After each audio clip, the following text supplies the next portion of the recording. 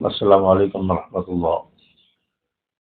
ناظر عباس تقوی، اس نے گزشتہ دنوں چیلم کے جلوس میں اور اس خطاب میں 26 اگست کو صحابہ کرام رضوان اللہ علیہم اجمعین کی گستاخی کی، بدر و احد کے صحابہ کے بارے میں غلط الفاظ استعمال کی ہے، اور جس پر میں نے کل ویڈیو بنائی ہے، اپلوڈ کی ہے۔ آپ اس کو دیکھ بھی سکے، آئی بٹن میں یا ڈسکرپشن میں آپ کو ویڈیو مل جائے گی۔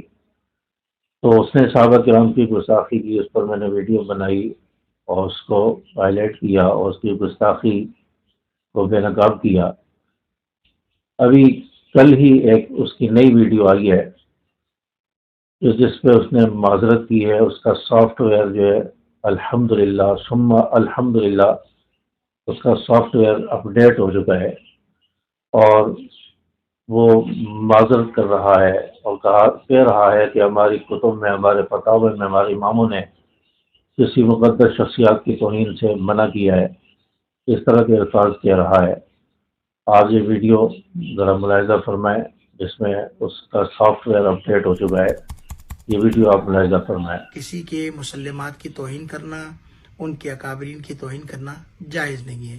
میرے کسی عمل سے، کسی گفتگو سے، کسی آپ کی نے دل آزاری ویڈیو ہوئی تو میں دیکھی عذر خواہی کرتا کہ کس طرح اس کا سافٹ ویئر اپڈیٹ ہو چکا ہے۔ اس کی وجہ یہ ہے کہ 30 اگست کو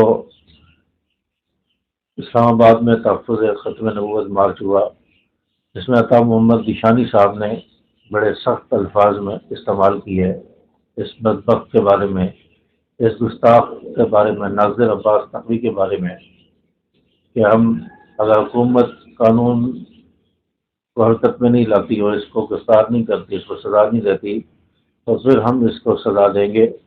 اور انہیں اپنے الفاظ میں بات کی، تو اس کے بعد اس کا سافٹ ویئر اپڈیٹ ہو چکا ہے اور اس کی یہ ویڈیو سامنے آئی ہے۔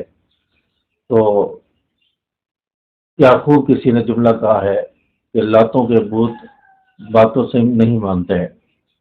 تو ایسے لوگوں کے لیے سخت الفاظ استعمال کرنا اور ان کے لیے قانون سازی کروانا، ان کے خلاف احتجاج کرنا اور ان کے لیے سخت رویہ اختیار کرنا یہ ضروری ہوتا ہے، تاکہ ایسے لوگوں کا سافٹ ویئر اپڈیٹ ہو اور وہ اپنی اس حرکت سے باز آ جائے، صحابہ کی گستاخی سے باز آ جائے۔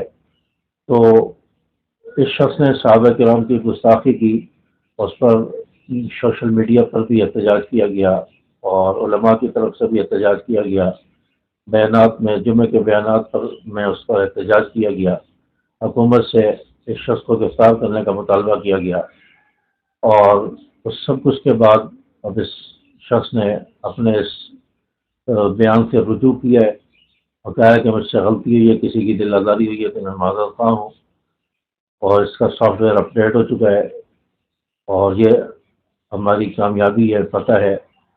اور الحمدللہ باقی جو گستاخ صحابہ ہیں ان کے سافٹ ویئر بھی انشاءاللہ اپڈیٹ ہوں گے، انشاءاللہ گستاخیاں رکیں گی، اور حکومت سے بھی ہمارا مطالبہ ہے ان گستاخوں کو گرفتار کیا جائے، ان کو سزا دی جائے، تاکہ کوئی صحابہ کی گستاخی نہ کرے، صحابہ کے بارے میں اس طرح کے نازیبا الفاظ استعمال نہ کرے، اور ملک کے حالات خراب نہ ہو، بدامنی پیدا نہ ہو۔ اس کے لیے حکومت کو بھی ہوش کے ناخن لینے چاہیے، سوچنا چاہیے، عملی اقدامات کرنے چاہیے۔ تو امید ہے کہ بات آپ کو سمجھ آئی ہوگی۔ اس ویڈیو کو زیادہ سے زیادہ شیئر کیجیے، اس میرے یوٹیوب چینل کو بھی ضرور سبسکرائب کر لیں، تاکہ اس طرح کی مزید ویڈیوز آپ کو ملتی رہیں، اور سبسکرائب ضرور کرتے جائیں۔ السلام علیکم ورحمۃ اللہ۔